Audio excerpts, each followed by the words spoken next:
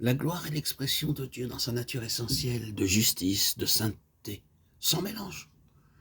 Et c'est cela la bonne nouvelle. Vous et moi, frères et sœurs en Christ, et toute cette création, nous devons être amenés dans cela.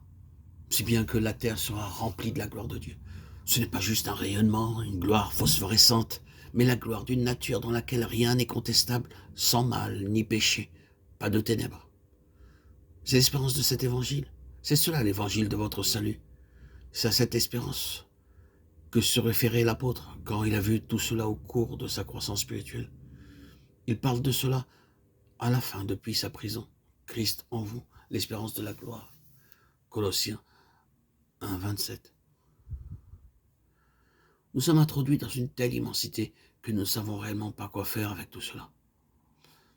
Je confesse que parvenu à ce stade, je ne sais pas comment procéder, mais au commencement avec un peu de patience, nous pouvons débuter avec le livre de la Genèse et en parcourant toute la Bible, passage après passage, nous trouverons que tout tourne autour de cette question. Par exemple, que font les chérubins à la porte? Genèse 3, 24. Eh bien, ils sont les gardiens de la gloire. Tout est en relation avec cette gloire.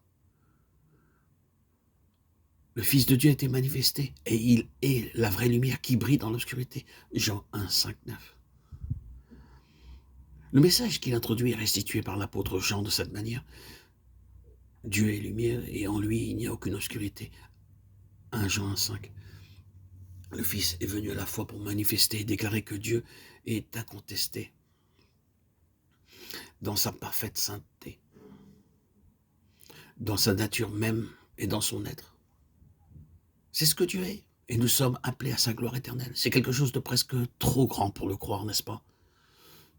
Désormais, le mot espérance fait son entrée, se trouve associé à l'évangile.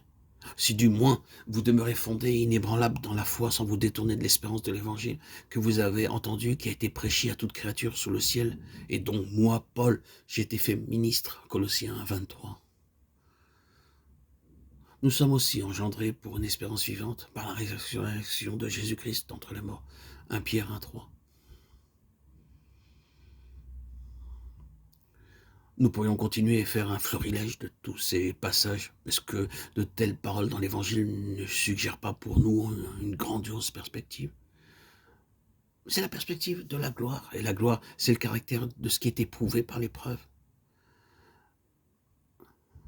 L'épreuve de la foi est en vue de la gloire. Maintenant donc que l'épreuve de votre foi, plus précieuse que l'or périssable qui cependant est éprouvé par le feu, et pour résultat la louange, la gloire et l'honneur, lorsque Jésus-Christ apparaîtra.